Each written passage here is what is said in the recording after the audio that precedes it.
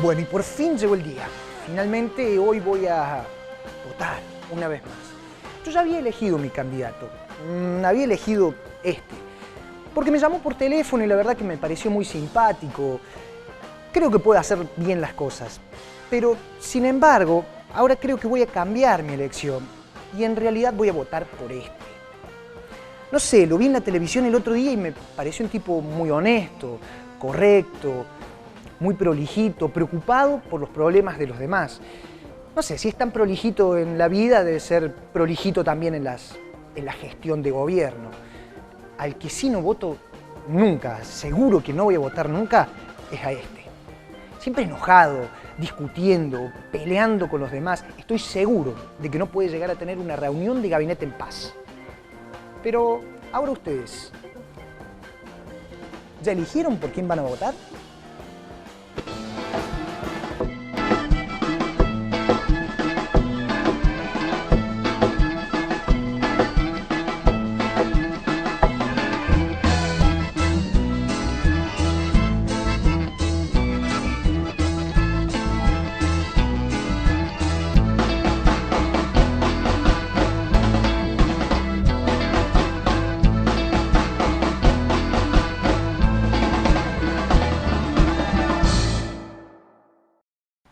Hola, hola, bienvenidos a Curiosos por Naturaleza, el programa para la comunicación de la ciencia de la Universidad Nacional de Córdoba. El tema que vamos a tratar hoy, un tema muy candente, las elecciones y más que nada, ¿por qué votamos como votamos? ¿Qué factores son los que influyen a la hora de hacernos decidir por uno u otro candidato?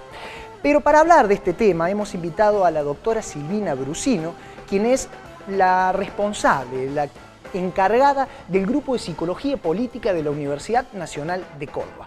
Vamos a ver un tape para que introduzca el tema y volvemos en un minutito más. Me comprometo a hablar siempre con claridad a nuestro pueblo y a compartir las dificultades, las esperanzas, los peligros, las dudas y los éxitos. Ahora, Alfonsín. Desde la recuperación de la democracia en 1983, los argentinos nos hemos acostumbrado a las campañas electorales para conocer los candidatos y sus propuestas de gobierno. Ahora Alfonsín, garantía de libertad y justicia, unidad o dependencia por la victoria peronista, son los eslogans de aquellos años. A lo largo de estos 32 años de democracia, las campañas han ido variando en los objetivos y fundamentalmente en las formas. Por los niños ricos que tienen tristeza. Por la justicia que hace falta. Por el pan en todas las mesas. Por los jóvenes sin porvenir. Por los viejitos sin presente. Por los hombres de trabajo. Por los sin techo. Por la alegría. Por mañana. Por la esperanza. Por los otros. Por nosotros. Por la tierra. Por la vida. Por amor. Por Argentina. Aburrido. ¿Es divertida la desigualdad de la justicia? ¿Es divertido que nos asalten y nos maten en las calles? ¿Es divertida la falta de educación? Yo voy a terminar con esta fiesta para unos pocos. Quiero un país alegre. Quiero un pueblo feliz. Alguien está pensando en la gente. 2015, año electoral. Las pantallas de televisión explotan con programas y propagandas políticas. La ciudad se tapiza de gráficas con caras de candidatos. Los eslóganes son cortos y simples, pero sobre todo apuntan a los sentimientos para conectar con la audiencia. En un año electoral, un trabajo del campo de la psicología política brinda una explicación. Los argentinos, ¿por qué votamos como votamos? Hay que salir del agujero interior.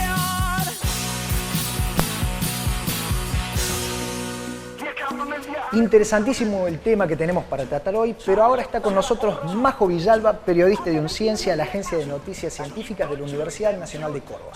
Majo, ¿cómo estás? Hola Franco, lista para contar más novedades científicas.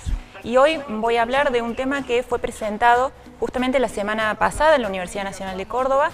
Hablamos del mapa de la violencia institucional en Córdoba. Fue elaborado por el Observatorio de Derechos Humanos de aquí de la UNC y dada la importancia de esta herramienta, de esta presentación, UNCiencia, por supuesto, estuvo allí con una nota de Candela Ahumada. Claro, y contanos un poquito a todos los curiosos de qué se trata este mapa, este instrumento. Es una georreferenciación, hablamos de un mapa interactivo que registra, mejor dicho, 59 casos de muertes ocurridas entre 2011 y 2015 en Córdoba, donde intervinieron algunas fuerzas de seguridad de la provincia. Hablamos de policía de la provincia de Córdoba, del servicio penitenciario y la Gendarmería Nacional. Lo importante de este mapa es que registra el lugar geográfico exacto de cada uno de los hechos, en qué estado actual está esa causa, qué fuerza de seguridad intervino y de dónde se sacó la información, es decir, la fuente. Entiendo.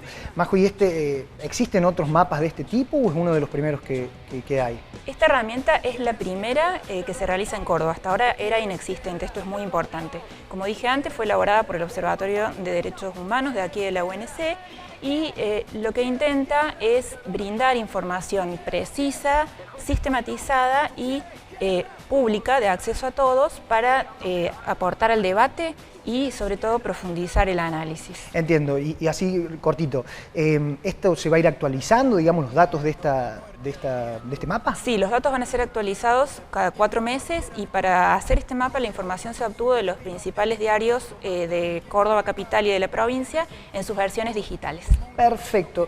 Majo entonces se va a quedar con nosotros hasta el último bloque para contarnos un par de noticias científicas más. Nosotros tenemos que ir a nuestro primer corte, brevísimo por cierto, y enseguida seguimos con más Curiosos por Naturaleza.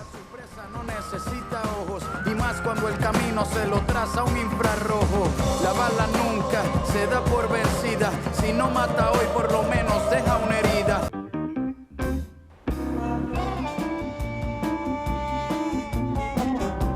Bien, volvemos con más Curiosos por Naturaleza. Este es un año bastante cargado, tenemos un año electoral, una agenda política bastante cargada. Los cordobeses no solamente vamos a elegir nuestras autoridades a nivel nacional, sino también a nivel provincial y a nivel municipal. Pero hoy por hoy la verdadera pregunta parece ser ¿por qué votamos como votamos? ¿Qué factores influyen a la hora de elegir uno u otro candidato? Hoy los especialistas en marketing electoral y los creativos publicitarios políticos, ¿no?, forman parte de los equipos de campaña de todos los partidos políticos, principalmente porque conocen el peso que tienen las emociones a la hora de publicitar cada uno de sus candidatos. De eso vamos a hablar ahora con la doctora Silvina Brusino y vamos a conocerla a ella y a su equipo.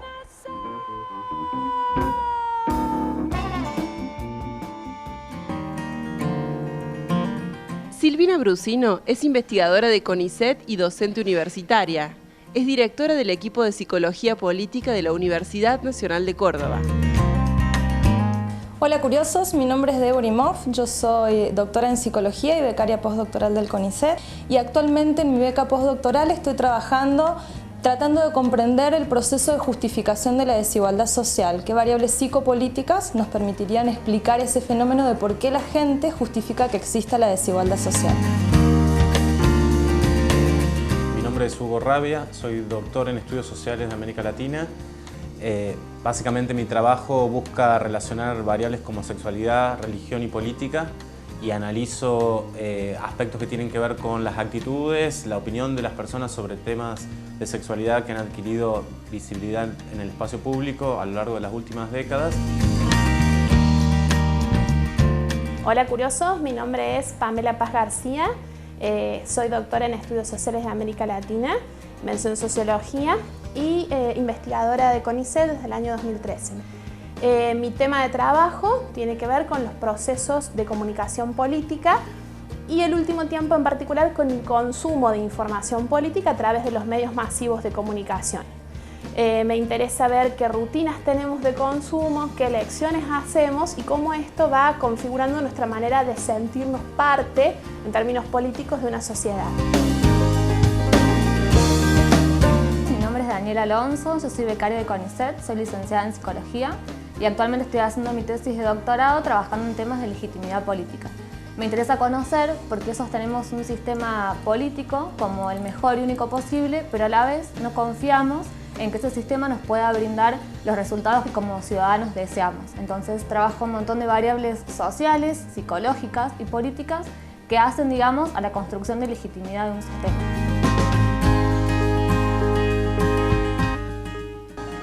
Bien, le damos la bienvenida entonces a Silvina Brusino, que a pesar de su disfonía está acompañándonos. Silvina, bienvenida, muchas gracias por estar acá. No, gracias a ustedes por la invitación. No, por favor.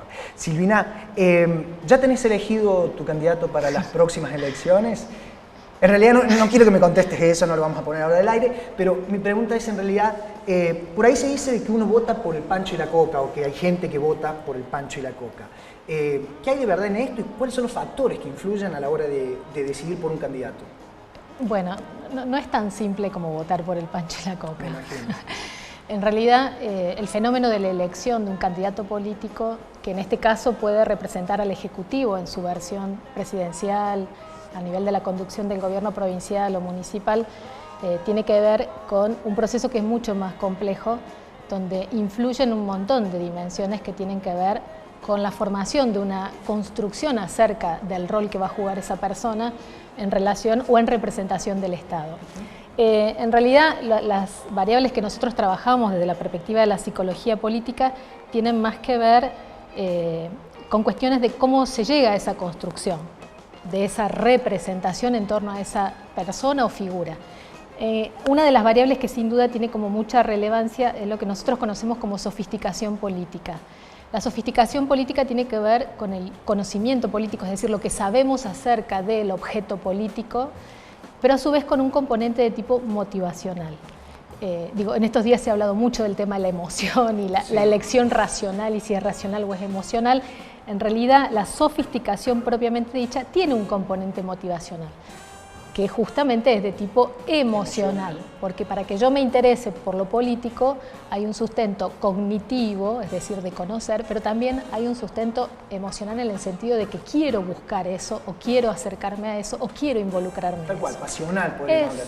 Pero que se estén mezclando las pasiones y las emociones a la hora de elegir un candidato, ¿no es un signo, de alguna manera, de inmadurez? ¿No debería ser mucho más racional que emocional? Lo que pasa es que, digamos, la psicología ha avanzado mucho en esto de discriminar, y por eso hablamos de una racionalidad limitada, en el sentido de que no existe el racionalizador perfecto. Hasta la misma razón tiene un componente emocional. ¿Qué ocurre en el voto? Que no todo el mundo decide o toma su decisión en función de este constructo que es relevante, que es la sofisticación. Mucha gente, la mayoría de la gente, no tiene un nivel de sofisticación importante. Es decir, por una cuestión de desafección, de distanciamiento, porque lo político le parece algo abstracto o que no entran en su mundo, a pesar de que es absolutamente cotidiana la política, claro. Pero lo ven como algo lejano o distante.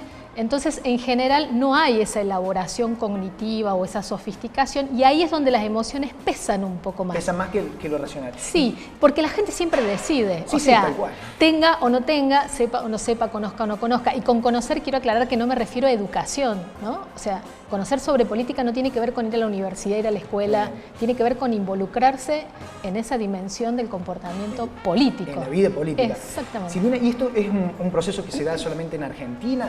De alguna manera hablo de esto de que las emociones tengan su peso junto, o se da en otros países. A ver, el proceso de toma de decisiones, el componente emocional es universal, ¿sí? Ahora, que haya una gran porción de la población, porque aquí votamos todos, en muchos países el voto es voluntario, es decir, no es obligatorio. Acá todos estamos obligados a votar. Entonces hay una gran cantidad de gente que va a votar por obligación o porque está obligada por el sistema, nuestro sistema democrático nos exige eso, y no tiene estos elementos, e igual toma decisiones y las toma en función de estos elementos más emocionales, ¿sí? Porque en general ahí lo que pega un poco más fuerte no es el componente ideológico de valores que se asocia como sustento a esa capacidad de sofisticación, sino que se apela mucho más a una cuestión proximal del candidato y a ese intercambio más emocional. Una empatía, quizás. Exactamente. Vamos a ver entonces un tape donde vamos a poder ver las diferentes campañas presidenciales que hubo en Argentina en los últimos años, y luego volvemos al piso para seguir charlando con Silvina.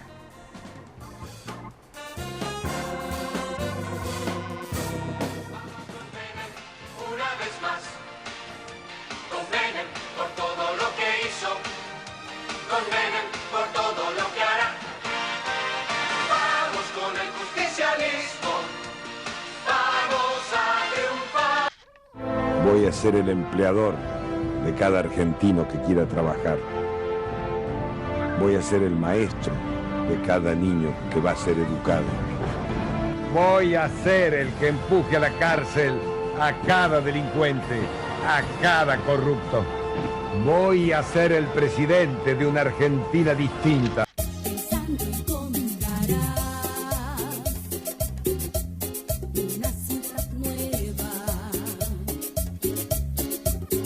Solo tienes que votar a Walter Guayare. No le hacen falta promesas, Walter Guayare. Bueno, bastante pintoresca, sobre todo la última publicidad que acabamos de ver. No sé, cuando veía esto, me acordaba que hace un par de semanas atrás, en el programa inaugural de Showmatch, de Bailando por un Sueño, desfilaron los principales candidatos a presidente de Argentina, ¿no? Ahí estaban Scioli, Macri, Massa, también De la Rúa, de hecho, hizo unos días antes de las elecciones presidenciales su aparición en Showmatch, que bueno, se perdió después en el estudio y todo lo demás. De alguna manera, no sé qué rol cumplen los medios a la hora de publicitar un candidato o formar la imagen de un candidato entre las personas. ¿No hay una banalización quizás de la política a través de los medios? Ahí hay que aclarar algunas cuestiones. Sin duda que los medios influyen, pero hay como que reconocer la diferencia entre los medios de comunicación y los spots de campañas, que es esto que vimos. Ajá. El spot de campaña es un dispositivo comunicacional que se arma desde la candidatura. Yo no soy especialista en marketing, pero como para diferenciar sí el rol de los medios, que para nosotros es una dimensión importante en la medida en que los medios de comunicación de algún modo hacen circular o median los procesos de construcción ideológica política. Con lo cual los medios cumplen un rol importante porque hacen circular la ideología de las élites dominantes hacia la ciudadanía y de la ciudadanía hacia la élite. Entonces juegan un rol en la conformación ideológica, se fijan temas de los que se va a hablar. Exacto. Entonces, y los medios tienen un componente ideológico importante a la hora de comunicar lo político o la política. Ahora, en el momento de la campaña electoral, como estrategia de la campaña comunicacional, se desarrollan estos spots. Estos spots tienen, digamos, un fuerte componente emocional y de hecho hay estudios que no hicimos nosotros, que hicieron colegas de Buenos Aires justamente en estas últimas elecciones, donde el 60% de los spots publicitarios son básicamente emocionales y el resto combina algún tema con una base articulada con alguna base emocional. Ahora bien, ¿qué ocurre? Que en general este tipo de comunicación, lo que vos decías, hablabas del fenómeno Tinelli y esto acá veíamos a Menem. Sí, también. Bueno, se conoce como que la década de los 90 fue la época del hipermarketing político. Es decir, el marketing como estrategia comunicacional en el tema del comportamiento político es algo que traemos básicamente de Estados Unidos, que es el gran desarrollador de lo que fueron los estudios de comportamiento de voto y del diseño de estrategias de marketing publicitario político. Exactamente. Que partimos de la base que culturalmente nosotros somos diferentes, ¿no? Sí. Pero se importa esa forma y realmente en la década de los 90 lo que reflejan todas las campañas son los valores de los 90, la liberalización de la política, el éxito, lo superfluo, el estilo de vida glamoroso, ¿sí? La exacerbación de los elementos del mercado, los coches, o sea, acá no pasaron, pero hay una de Menem con su Ferrari histórica. Bueno, y los programas que favorecían. Crisis del 2001 se provoca, bueno, que todos podemos recordar, creo, porque no fue hace tanto tiempo.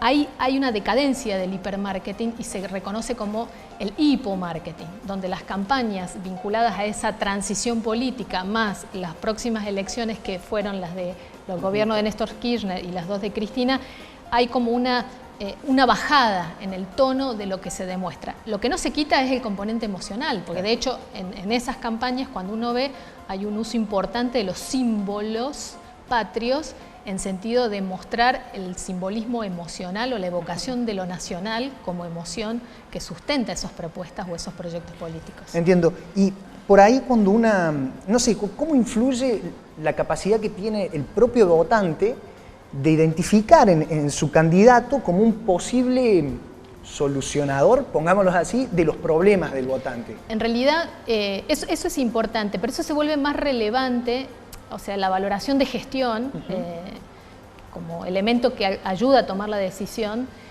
Eso influye también con el componente emocional, pero influye más cuando quien se está postulando a la elección es alguien que ya viene de la gestión, es decir, el que ha oficialismo demostrado de alguna manera sí, está su capacidad de absolutamente ejecución. Exactamente, donde vos podés hacer una evaluación de la gestión.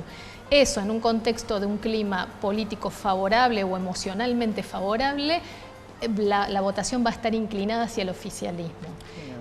La evaluación de la gestión del candidato. Muy importante la evaluación. Sí, muy importante. Con respecto, para cerrarte lo de Tinelli, bueno, ojalá que no tengamos esa vuelta, ojalá que no la tengamos, porque De la Rúa fue el último candidato ahí, que fue, ahí no hubo una ventana que aparece ahora. Que aparece ahora de nuevo.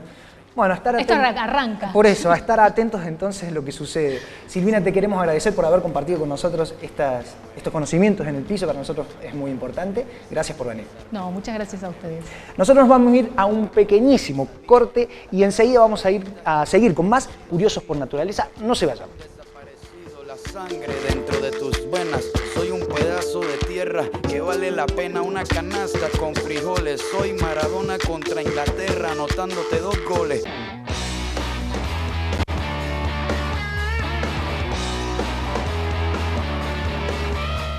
Seguimos con más Curiosos por Naturaleza y ya está con nosotros de nuevo Majo Villalba. Majo, contanos qué otras noticias trajiste para compartir con todos los curiosos. Mira, vamos a hablar de un test para detectar tempranamente la dislexia. Este test lo elaboraron en la Facultad de Psicología de la UNC, un grupo de psicólogos encabezado por Alberto Fernández, y la nota de un ciencia fue realizada por Candela Ahumada. Bárbaro. Che, y como para que todos estemos hablando del mismo tema y sepamos de qué estamos hablando, ¿qué es la dislexia, y cuáles son los problemas que acarrea la gente que tiene esta patología? Exactamente, bueno, es una patología, un trastorno de aprendizaje. Hay una gran dificultad severa en la posibilidad de leer, lo que acarrea también que no se pueda comprender exactamente aquello que se lee, ese texto que se lee. Lo grave es que generalmente pasa inadvertida o es mal diagnosticada por mucho tiempo y comienza a verse recién cuando ya es un problema serio. Una alarma es, por ejemplo, las bajas notas o las malas calificaciones. Allí los padres se dan cuenta que existe un problema y, digamos, también esto influye en el estado emocional del niño porque se baja su autoestima, se frustra, esto lo deprime, lo angustia. Y también hay que aclarar que la dislexia, si no está bien tratada, sigue y en la edad adulta trae trastornos para relacionarse social y laboralmente también. Bien, entonces entiendo que este test es bastante importante a la hora de poder diagnosticar este tipo de patología. ¿En qué consiste el test? Es un test, un examen neuropsicológico. Lo que mide básicamente este test es la velocidad de denominación, es decir, cuánto tardan los niños en nombrar aquellas figuras que ven representadas en una lámina. De eso se trata el test. Y lo importante es que es el primero en su tipo en este país, en la Argentina, realizado aquí en la Universidad Nacional de Córdoba. Bueno, todo un orgullo entonces, un test de nuestra universidad para detectar tempranamente una enfermedad como es la dislexia. Majo, ¿y qué otra noticia trajiste para compartir con nosotros? Más que una noticia, traje para presentarte a vos y a todos los curiosos un video que está en una sección de la agencia Unciencia. Se trata de Ciencia sin vueltas y en este video vamos a ver particularmente, o vamos, mejor dicho, a develar una incógnita acerca de si los astronautas pueden o no tomar mate. Vamos a ver el tape entonces.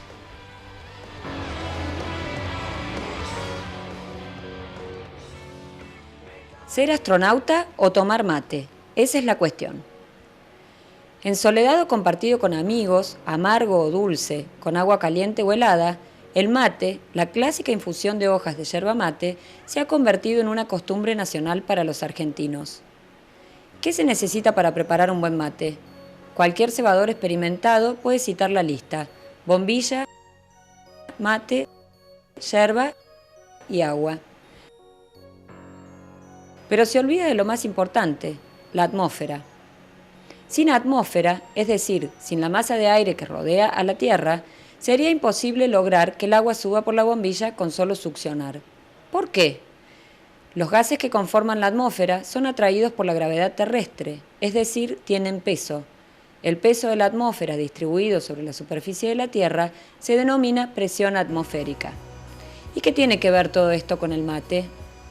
Al tomar mate, la succión genera en el extremo superior de la bombilla una zona de menor presión que la atmosférica. Como en el interior del mate actúa la presión atmosférica, se produce una diferencia de presión que obliga al agua a fluir cuesta arriba. Como el espacio exterior carece de atmósfera y por lo tanto de presión atmosférica, si los astronautas quisieran disfrutar de un rico mate, les sería imposible, ya que no podrían generar la diferencia de presión necesaria para poder tomar esta infusión.